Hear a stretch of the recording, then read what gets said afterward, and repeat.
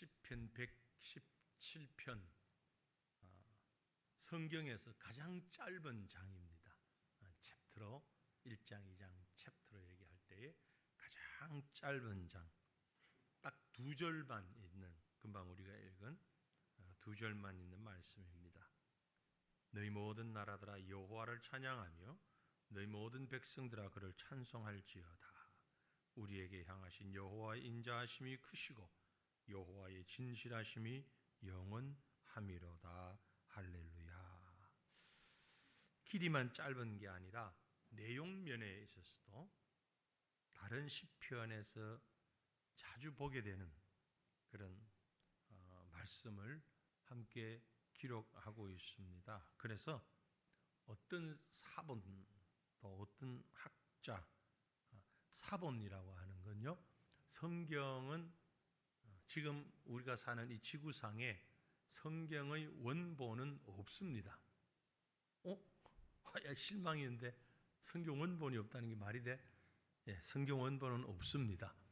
하나님께서 그렇게 만드셨다고 우리는 믿습니다. 그럼 뭘 근거로 합니까? 사본이 있습니다. 사본. 이게 이제 고고학적으로 찾아낸 거죠. 찾아진 것이라고 볼 수 있나요? 어느 때에 어느 장소에서, 또 어느 때에 어느 장소에서, 각각의 장소에서 이 사본들이 발견이 된 거죠. 보니까 여기서도 시편이 있고 여기서도 시편이 있고 저기서도 시편이 있어요. 보니까 다 같아요. 근데 조금씩 틀린 부분도 있는 겁니다. 그래서 이런 각각의 사본들을 가지고 공부하고 연구하는 분야를 성경 사본학, 그렇게 얘기를 합니다. 사본학. 이걸 또 다 찾아가지고 비교해가면서 연구를 해요.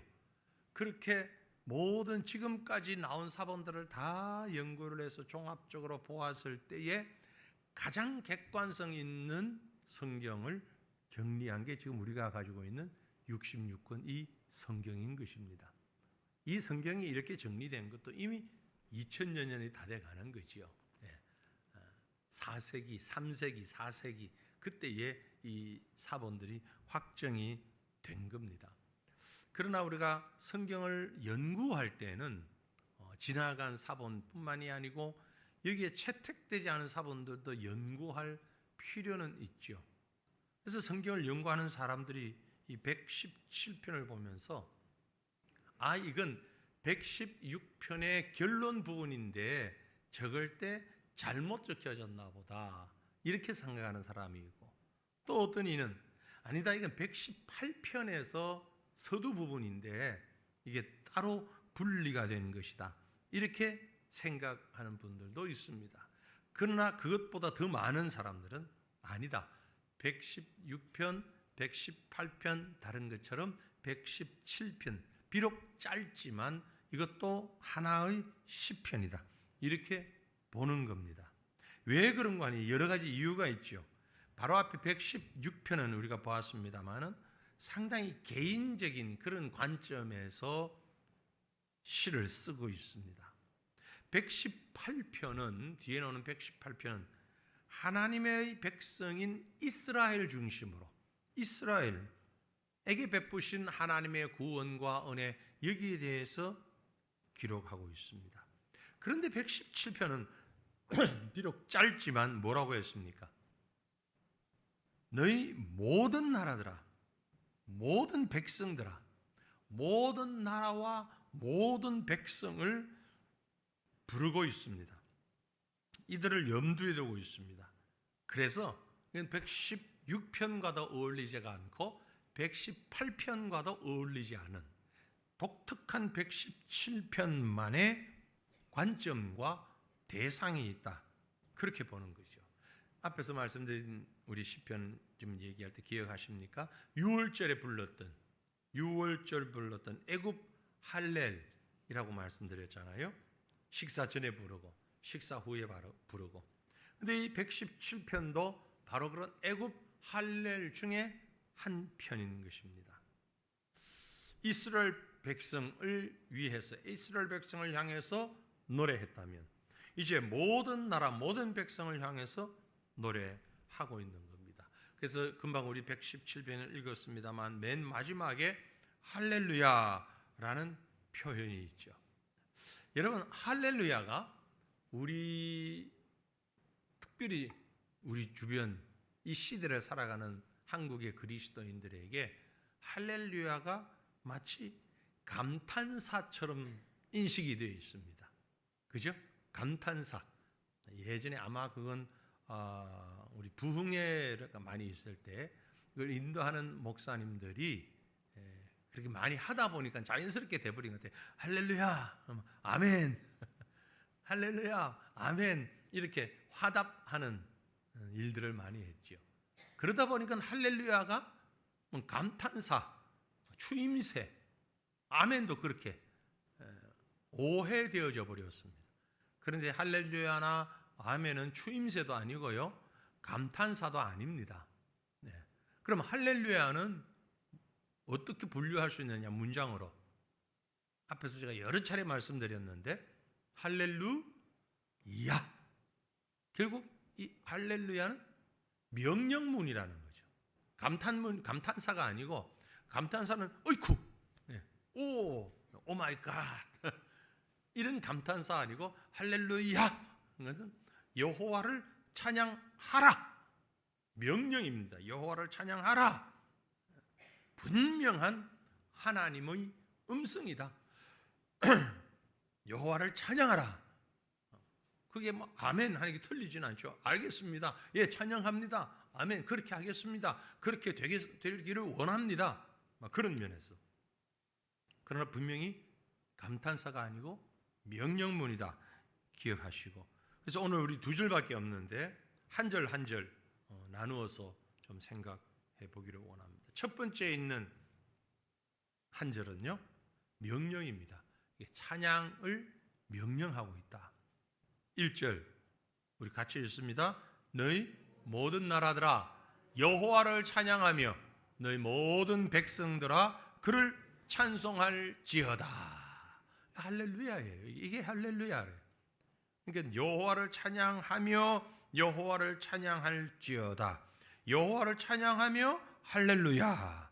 여호와를 찬송할지어다. 할렐루야.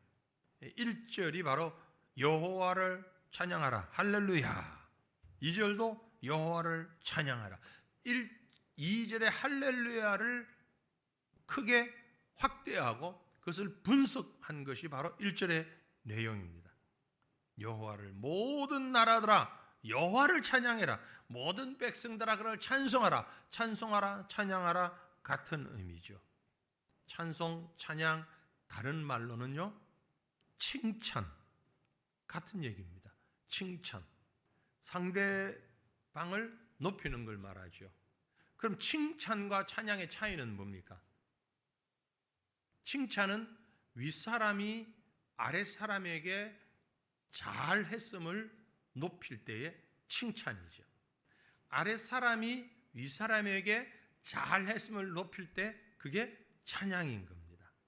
하나님이 우리를 찬양하는 건 우리를 칭찬하는 거예요. 사람이 하나님을 높일 땐 그게 찬양인 거죠.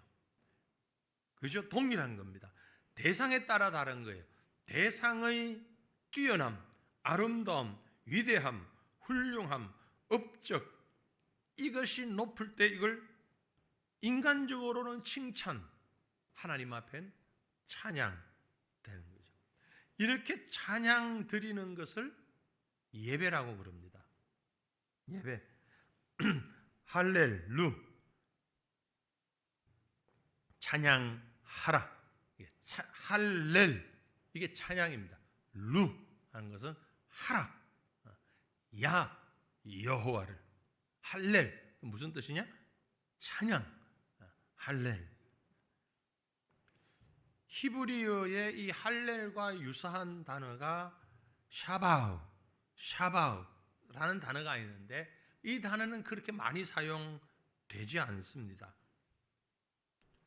이 시편이 많은 사람들에게 읽혀질 수 있도록 하기 위하여서 당시에 통용되던 아람어로도 번역이 되었다고 보여지는데, 그러나 여기는 지금 아람어로 나오질 않았습니다. 그러니까 다른 말로 하면 117편은 다른 시편보다 더 많은 사람들에게 확산되어 있었다, 확장되어 있었다, 이렇게 볼 수 있는 거죠.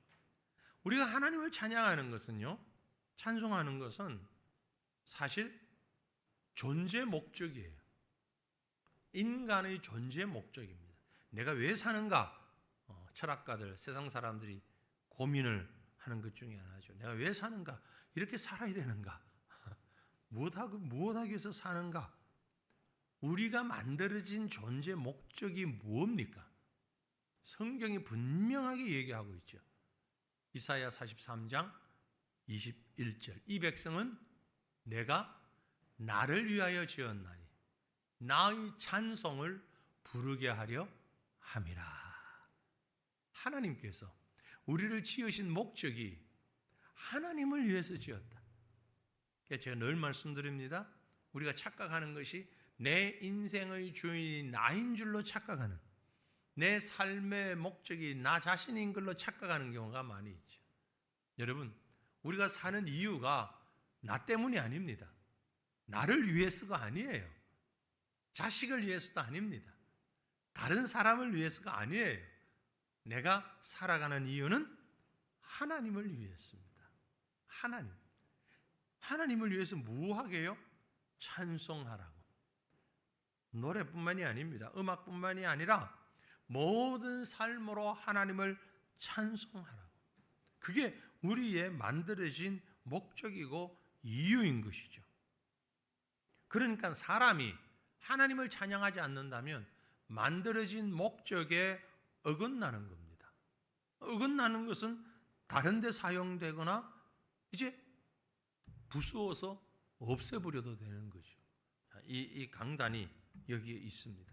이 만들어진 목적은 이 강대상에 여기에 있어서 말씀을 전하고 예배를 인도하고 하는 데 쓰기 위한 것인데, 이게 다른 데서 쓰임을 받는다면 상당히 거추장스러울 거예요. 같은 공간이라도 저 바깥에 로비에 만약 이게 나가 있다, 보는 사람마다 저거 필요 없어요? 필요 없으면 버리시지 왜 뒀어요? 아마 그럴 거예요. 로비에서는 이게 별로 가치가 없어요. 걸리적거리기만 할 거예요. 이 만들어진 본래 목적을 감당을 못하는 거죠. 이게 주차장에 있다. 이걸 왜 주차장에 뒀어요? 차 한 대 못 대게?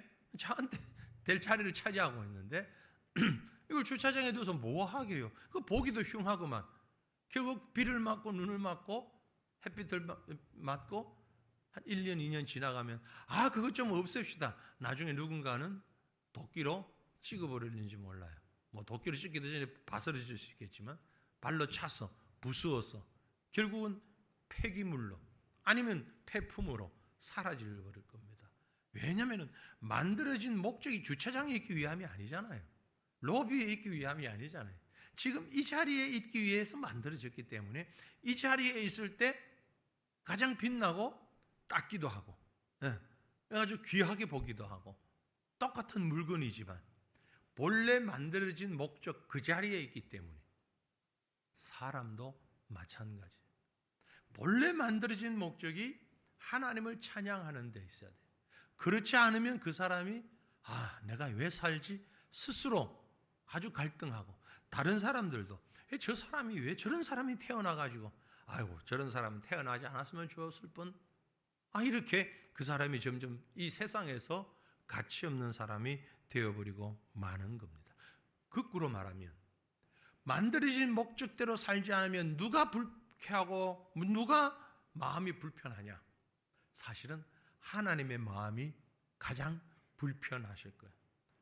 가장 불쾌하실 거예요. 하나님에 대해서는 불쾌하다라는 말보다 하나님이 노여워하실 거예요. 내가 사람을 만들 때는 여호와의 이름을 찬양하려고 했는데 왜 그 목적에 맞지 않는 다른 모습으로 살아가고 있는가? 하나님이 진노하실 수밖에 없는 것입니다. 그런데 하나님은 진노하시지만 진노로 끝나지 아니하시고 우리를 사랑하시기 때문에 죄악 가운데 있는 우리를 심판으로 버려두지 아니하시고 우리 가운데 택정하셔서 구원하시기 위하여 이 땅에 오신 것이죠. 그리고 자녀 삼으시고 생명을 주시면서까지 우리를 하나님의 자녀로 삼아주시고 본래의 목적대로 원래 있어야 할 자리에 우리를 부르시고 원래 해야 할 일을 할 수 있도록 우리를 만들어 놓으신 거예요. 그러니까 우리가 예전에 하나님의 뜻과 상관없이 죄악 가운데 있다가 아이고 죽을 뻔했는데, 아니 죽었는데 하나님이 우리를 다시 죽음으로 우리를 다시 사셔가지고 생명을 다시 주신 거예요. 그래서 성경은 말하기를 born again이라고 말하는 겁니다. 다시 태어났다. 중생했다. 중생이 다시 태어났다. 우리 본분을 잊어버리고 죽을 뻔했는데, 아니 죽었는데 주님이 우리를 다시 부르셔서 born again 해서 하나님을 찬양하는 본래의 목적에 맞도록 우리를 만드셨다. 그래서 사도 바울은요, 에베소서 5장 19절에 시와 찬송과 신령한 노래들로 서로 화답하며 너의 마음으로 주께 노래하며 찬송하라. 왜? 우리는 그 일을 위해서 태어났기 때문에. 또 골로새서 3장 16절에 그리스도의 말씀이 너희 속에 풍성히 거하여 모든 지혜로 피차 가르치며 권면하고 시와 찬송과 신령한 노래를 부르며 감사하는 마음으로 하나님을 찬양하고, 하나님 찬양하는 거죠. 이게 우리의 본분인, 우리의 원래 삶의 목적이다라는 겁니다. 이 본분이 모든 나라들, 모든 백성들, 그들이 하나님을 찬양해야 한다라고 시편 117편은 말씀하고 있는 겁니다. 명령하고 있는 겁니다. 모든 나라와 모든 백성들아. 구약 성경에서 이 말씀을 하고 있다는 것은 참 놀라운 일입니다. 왜냐하면요, 우리가 아는 대로 이스라엘 백성들이, 유대인들이 하나님 앞에서 여러 가지 생각 가운데 가장 큰 오해, 잘못된 생각을 가지고 있었습니다. 그게 뭐냐면 잘못된 선민 사상이에요. 선민, 특별히 우리만 택함 받았다. 그 사상입니다. 하나님이 세상 많은 사람들 가운데 인간 같지 않은 것들은 다 버리고 우리가 제대로 된 인간이니까 우리를 선택해서 우리만 구원했다. 이런 사상을 가지고 있었던 거죠. 선민 사상. 아주 잘못된. 그런데 주다이즘이라고 하는 것 가운데 그런 게 많이 이제 포함되어 있는데, 유대주의, 주다이즘이 유대인들의 생각 속에, 제가 조금 과하게 표현을 했습니다만 사람 같지 않다. 사실은 그들의 말에 비하면 순화한 말입니다. 순화한 말.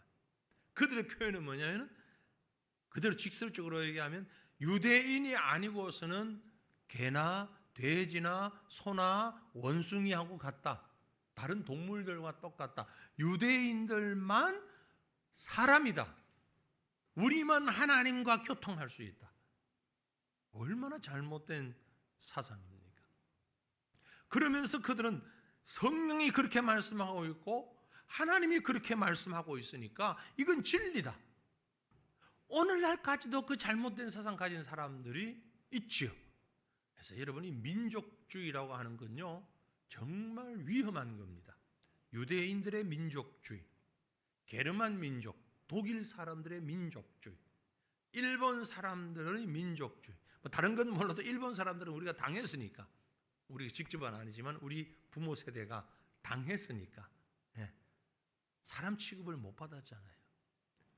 지금 독일 사람이 그런 게 아니라 옛날 그들도 부모 세대, 할아버지 세대의 게르만 민족이 자기들만 유대인들하고 싸웠죠. 서로. 지금 잘못된 사상을 가르치는 것이 이슬람교를 믿는 무슬림들이 그렇습니다. 그들은 혈통으로가 아니고 종교를 가지고 무슬림이 아니면 사람이 아니다고 생각을 하는 거예요. 무슬림 아니면 사람이 아니니까, 여러분 집에 그 하나쯤이 있죠. 요즘 날파리 모기 잡기 위해서 전자 모기채, 건전지 넣어가지고 아니면 충전해가지고 띠릭하면 띠띠릭, 그 소리가 경쾌하게 나야 아이고 오늘 한 마리 잡았다. 띠띠릭. 불로 태어나. 그렇게 하면서 양심의 가책을 느껴보신 분 계십니까? 이것도 생명체인데 내가 이 생명을 함부로 이렇게. 전혀 양심의 가책 안 느끼잖아요. 왜? 존재가 달라요. 사람이랑 날파리하고 어떻게 같이 존재합니까? 무슬림들은 무슬림 아닌 사람을 그렇게 생각합니다. 그러니까 마음대로 죽이는 거예요. 뭐 칼로 목을 베기도 하고 뭐 놓고 그렇게 하면서도 전혀 양심의 가책을 안 느끼는 겁니다. 생긴 건 똑같이 사람처럼 생겼고 말도 하고 뭐 하지만 날파리 잡는 것하고 똑같아요. 그래서 화형시키잖아요. 무슬림들은 사람을요 가두어 놓고 화형을 시킵니다. 나무 이렇게 태워서 어떨 때는 또 수장을 시킵니다. 근데 철망 같은 걸 해가지고 바다나 깊은 물속에 그대로 담궈버려요. 그래서 물속에서 죽게 만들어요. 그러면서 낄낄거리고 웃어요. 막 웃고 자기들끼리 장난치고 그러면서 해요. 사람이 어떻게 그러냐? 사람으로 보지 않으니까 그런 거예요. 인간으로 그 대상을 보지 않기 때문에 그럴 수 있는 거죠. 얼마나 위험한 사상입니까? 얼마나 위험한 사상입니까? 유대인들이 가지고 있는 그 사상이 그와 같은 사상이었고, 그래서 유대인 아니면 사람이 아니라고 생각을 했는데, 정말 성경이 그렇게 가르치는가? 정말 하나님이 그렇게 말씀하셨는가? 정답은 아니다. 아니다. 하나님이 그렇게 말씀하시지 않았어요. 그렇게 말씀하신 적이 없어요. 너희들만 사람이고 다른 사람들은 사람 아니다. 그러니까 사람 취급 안 해도 된다. 그렇게 말씀하신 적 없어요. 우리가 읽는 시편 모든 곳에서 다 그렇고요. 금방 우리 117편이 너희 모든 나라들아 여호와를 찬양하라. 너희 모든 백성들아 그를 찬송하라 그러죠. 모든 나라, 모든 백성. 앞에서 지나갔습니다. 66편 1절에 온 땅이여 하나님께 즐거운 소리를 낼지어다. 100편 1절 온 땅이여 여호와께 즐거운 찬송을 부를지어다. 온 땅이여, 온 땅이여.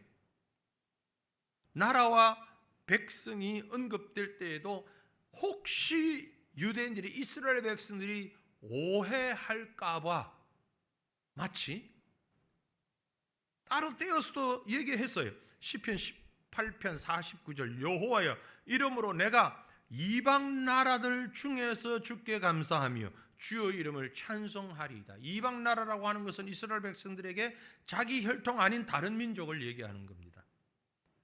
108편 3절에도 여호와여 내가 만민 중에서 주께 감사하고 뭇 나라 중에서 주를 찬양하오리니. 만민, 모든 혈통, 뭇 나라, 모든 나라. 이스라엘이라는 나라뿐만이 아니라 애굽이라는 나라도, 바벨론이라는 나라도, 아시아에 있는 한국이라는 나라도, 중국이라는 나라도 뭇 나라 중에서도 주님을 찬양합니다. 다 지금 모든 백성들을 다 함께 놓고 있는 거죠. 우리 117편에서도 직접적으로 이방 나라와 이방 백성들도 여호와를 찬양하라고 명령하고 있잖아요. 엄중히 명령하고 있습니다. 그러면 왜 하나님이 너희는 특별히 내가 택한 백성이다. 택한 백성이라는 말은 있어요. 왜 선민이라고 얘기를 했느냐? 택한 백성은요. 제사장 나라로 삼기 위해서요. 제사장 나라로. 제가 예를 드는 것이 늘 이런 예를 듭니다. 여전도회를 이제 12월 되면 총회를 하잖아요. 지금도 회장이 있고 부회장이 있고 여러 임원들이 있습니다. 남전도회도 마찬가지고.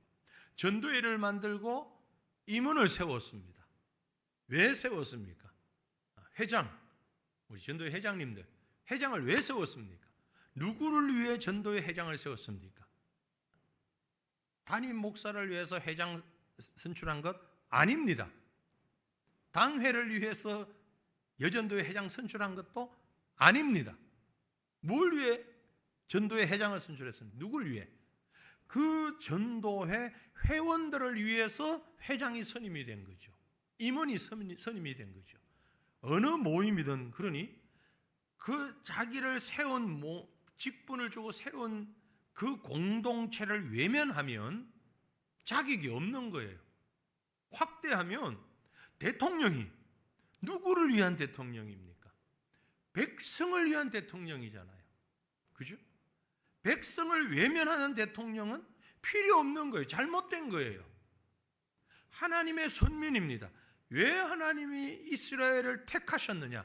모든 나라, 모든 민족을 위해서 임원으로 세워놓은 거예요. 지금 제사장이라고 성경이 표현하잖아요.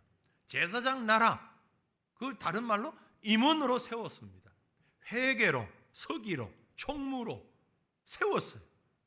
회계는 그 모임에서 움직여지는 재정을 잘 관리해야 되는 거죠. 수입과 지출을 잘 적고, 회비가 있는 모임이라면 회비를 잘 받고, 누가 회비 냈는지 잘 적어놓고, 지출했을 때는 영수증 첨부해서 공식적으로 딱 이게 잘 사용된 돈인지 놓고, 그게 회계가 할 일이에요. 선택받은 사람이 할 일이에요. 이스라엘 백성이 선택을 받았을 때는 제사장으로서 온 세상에 있는 여러 민족들, 성경적인 표현으로 백성들 가운데서, 만민 가운데서, 뭇 나라들 중에서 하나님이 선택하셨기 때문에 하나님이 맡겨주신 그 일을 감당하라고 맡겨놓은 겁니다. 그런데 다른 사람들 앞에 가서 나 선택받았어? 나 감투 썼어? 나 지금 임무가 있어? 난 아주 무거운 책임이 있어? 난 이런 사람이야? 그 자랑만 하고 있다면 아주 잘못된 거죠. 그죠? 자랑만 한다면 그 본분을 감당하지 못하는 그런 겁니다. 이스라엘은 한마디로 본분을 망각했던 겁니다. 본분을 망각했어요. 그래서 다른 민족, 다른 나라를 위해서 헌신하고 그들을 위해서 쓰임받아야 할 사람들이 다른 나라, 다른 민족하고는 선긋기에 바빴습니다. 야, 여기 오지 마. 여기는 우리 거룩한 사람들만 있는 곳이야. 성전에 들어오면 안 돼. 이방인들은 성전에 들어오면 안 돼. 제사에 들어오면 안 돼. 이방인들은 우리가 하는 기도 모임에 오면 안 돼. 이건 우리가 하는 거야. 얼마나 잘못해. 하나님께서 얼마나 답답하셨을까. 그렇게 얘기를 하는데, 성경에 보면 우리 요나서가 있잖아요. 요나서가 어떤 성경입니까? 하나님이 하나님의 종을 세워서 이방인에게 가서 복음 전하라, 하나님 말씀 전하라, 회개하라고, 죄악 가운데서 회개하라고, 돌아오라고 얘기를 해라. 요나마저 유대인들이 가졌던 그 잘못된 선민 사상에서 벗어나지를 못했어요. 선지자인데도 불구하고 하나님 내가 그 길을 왜 갑니까? 저놈들은 죽게 내버려둬요 그만. 이거 이스라엘 백성도 아니잖아요. 유대 백성도 아닌데 뭐하러 내가 저 길을 가서. 안 가요, 안 가요. 하나님이 죽은 요나를 다시 끄집어내서 보냈죠. 보냈더니 거기서 싱그렁 해가지고 하라는 걸 하긴 하는데 하는 둥 마는 둥 꼭 중2처럼 그러고 말았잖아요. 요나는 맹 중2로 살았던 것 같아요. 40일 지나면 이성이 무너지리라. 끝. 별로 전하지도 않았어. 요나가 한 게 없어. 하나님께서 그럼에도 불구하고 니느웨를 구원하셨잖아요. 그게 성경에 있는데 그럼에도 불구하고 이스라엘은 하나님이 우리만 선택했어. 잘못된 생각 속에 빠졌으니 얼마나 답답했을까. 하나님이 가슴을 치고 답답해서 얘들아 그거 아니야 아니라니까 하다가 한 방 터뜨렸어요. 언제? 오순절 성령 강림, 성령이 임하면서 한 방 꽝 터뜨렸잖아요. 사도행전 2장이 그렇게 해서 중요한 겁니다. 이스라엘 백성들의 생각을 바꿔버립니다. 생각을 바꿔, 역사를 바꿨어요. 그럼에도 불구하고 성령 강림 사건이 있었음에도 불구하고 여러분 사도행전을 차근차근 그런 관점에서 한번 읽어보세요. 즉각적으로 변화되지 않습니다. 즉각적으로 변화 안 돼요. 오순절 성령 강림 사건이 있었음에도 불구하고 초대교회가 얼마나 뜨거웠습니까? 사람들이 모여가지고 재산이든 뭐든 삶을 함께하는 공동생활을 했잖아요. 누가 시킨 것도 아닌데 자기 거 팔아서 가지고 와서 다 바치고. 그렇게 교회가 성장하다가 초대 교회가 심각한 문제에 부딪히게 된 게 뭐냐면요, 물질 문제 아닙니다. 사실 물질 문제가 터졌을 때는 집사를 세웠잖아요. 초대 7집사를 세워서 그 문제 해결했어요. 얼마나 지혜롭게 해결했는지. 교회가 성장하는데 아나니아 삽비라 문제로 막 물질 문제가 벌어지고 구제 문제로 헬라파 유대파 뭐 이러니까 그런 문제 있을 때도 같이 해결했어요. 언제 문제가 생기냐면은 이방인에게 구원이 있냐 없냐 구원적인 논쟁을 하면서 교회가 쪼개지기 시작했어요. 심각한 거였어요. 고넬료라는 사람이 예수를 믿게 될 때에 베드로를 통해서 믿었는데 베드로가 옥상에서 기도를 하는데 환상을 보잖아요. 보자기에 딱 내려오는데 거기에 음식이 있는데 동물들 음식이 육류가 있는데 어떤 게 있었어요? 본인이 생각했던 먹을 수 없는 것, 그죠? 뭐 굽이 갈라진 거라든지 뭐 이렇게 되새김질하는 거라든지 이런 게 그게 있었어요. 그 베드로가 뭐라고 그럽니까? 주님, 내가 먹을 수 없는 걸 왜 먹으라고 그럽니까? 안 먹었어요. 다시 그 보자기가 내려오면서 주님이 하신 말씀이 뭐예요? 하나님께서 깨끗하게 하신 것을 네가 속되다고 하지 마라. 하나님이 깨끗하게 하셨는데 넌 왜 계속 엉뚱한 소리 하느냐? 왜 속되다고 하느냐? 그 환상이 무슨 말이에요? 하나님, 이방인이 어떻게 구원받을 수 있어요? 이방인 구원 못 받아요. 안 돼요, 안 돼요. 야, 이 녀석아, 내가 구원하겠다는데 네가 왜 잔말이 많아? 말이 많아. 바로 그 사람이 고넬료란 말이에요. 베드로 입장에서는 고넬료는 이방인이니까 아니 구원받을 대상자가 아니야. 근데 왜 복음 전해?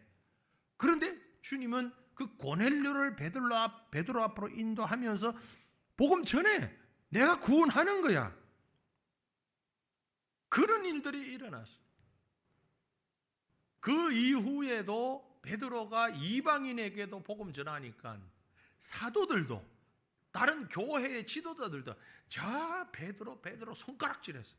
자 베드로가 말이야 어떻게 이제 뭘 몰라가지고 이방인한테 이제 뭐 한다고?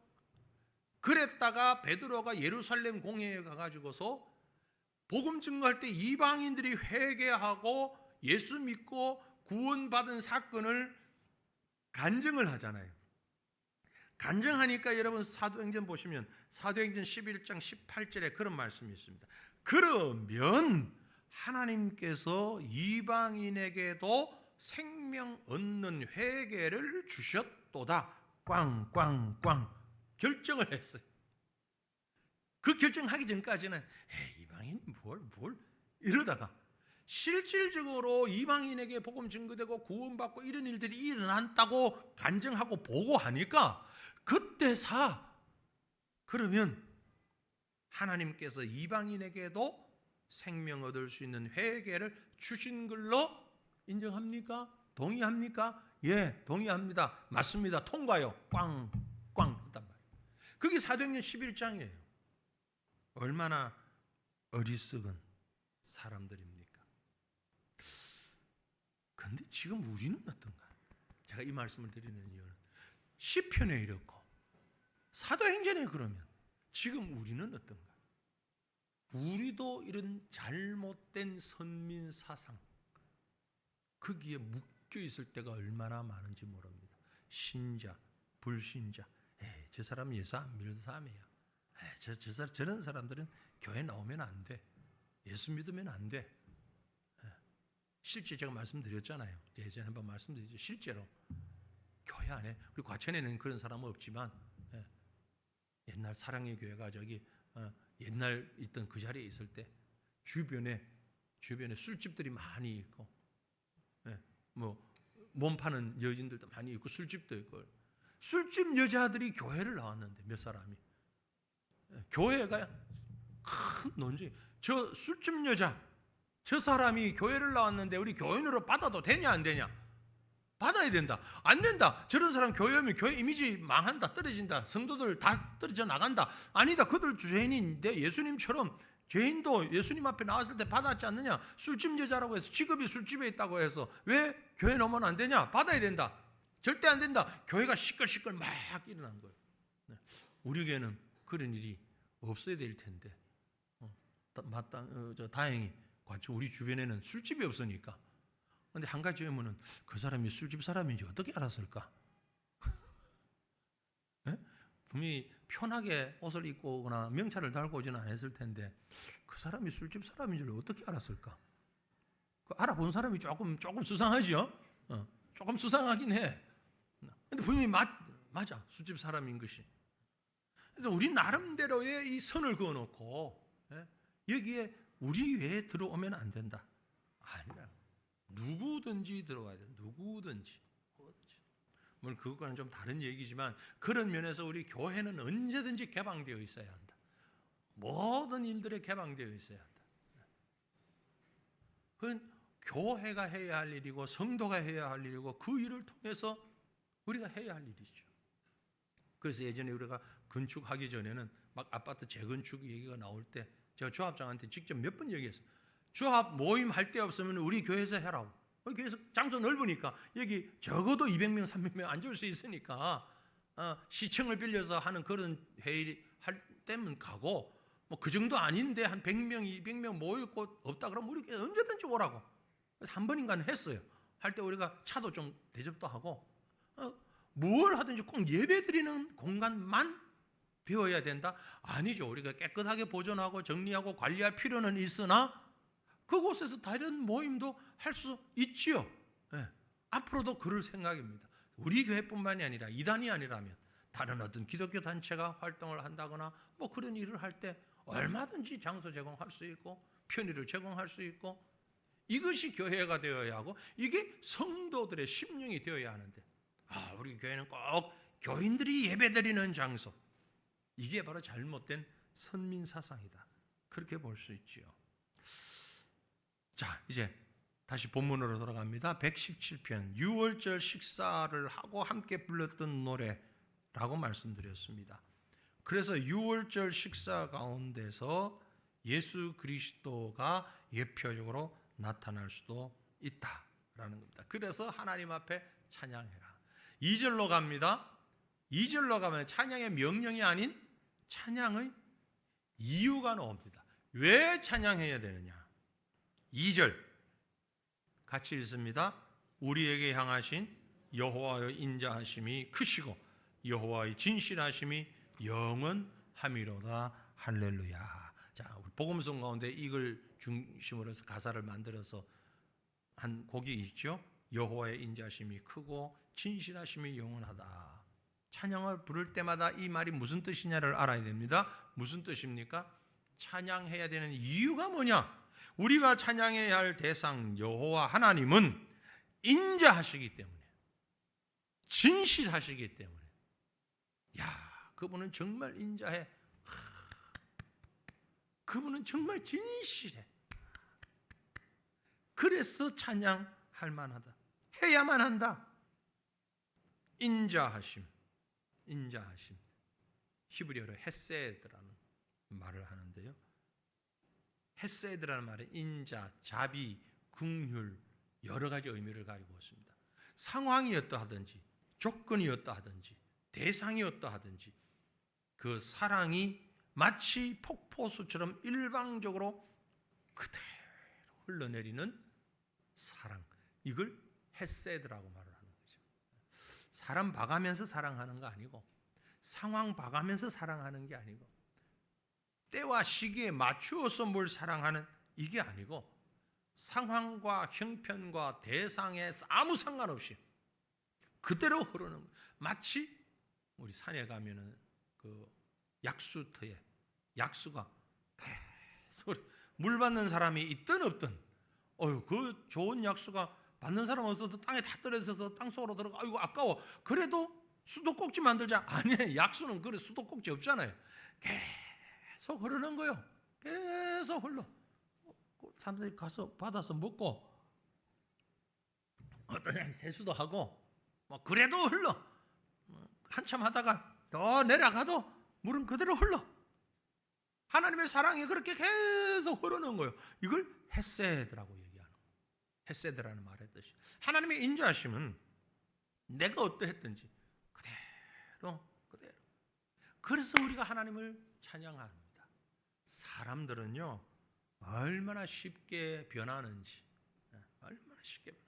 어느 날 보니까 막 화를 내, 어느 날 보니까 막 또 막 격하게 환영하고, 알고 보니까 이 조그마한 일 때문에, 이런 일 때문에, 저런 일 때문에, 우리 모두 똑같은 존재. 똑같아. 누가 나한테 아주 좋지 못한 그런 뒷담화를 얘기를 했다더라. 그러면 내가 그거 가지고 뭐라고 말은 안 해도 보면서 얼굴이 불편해. 괜히 얼굴이 굳어. 나 안 그러려고 그러는데 나도 모르게 얼굴이 굳어. 왜? 우리가 그만큼 죄악됐다는 거죠. 그런 조건에 따라서 우리의 사랑은 변하잖아요. 그렇죠? 어떨 때는 많이 사랑했다가 조금 사랑했다가 사랑 안 했다가.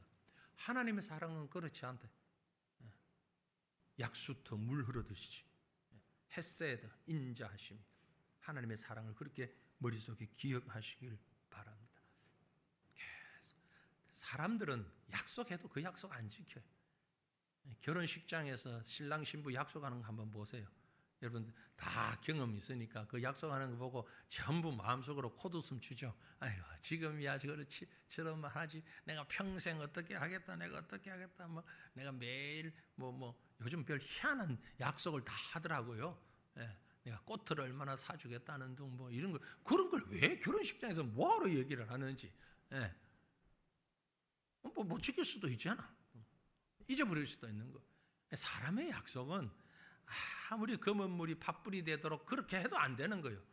검은 물이 아무리 있어봐야 팥불이 안 되고 흰물이만 되고 흰물이 더 되기 전에 다 빠져버리는데 그 머리를 놓고 뭐 검은 물이 팥불이 되도록 그런 약속 아무 필요 없는 거야. 아무 필요 없어. 그런데 사람은 그 약속을 지킬 수가 없어. 하나님만이 헤세드, 하나님의 인자하심, 우리에게 향하신 여호와의 인자하심이 크다. 이 크다라는 말은요, 엄청나게 감당할 수가 없어서 밀려오는데 내가 감당이 안 된다. 이런 의미예요. 너무너무 많다. 너무나도 그 사이즈가 상상을 초월한다. 창세기 7장 18절에 보면 노아의 홍수 때 물이 많아져서 땅의 넘침에 방주가 물 위에 떠다녔다. 땅에 물이 넘쳤다.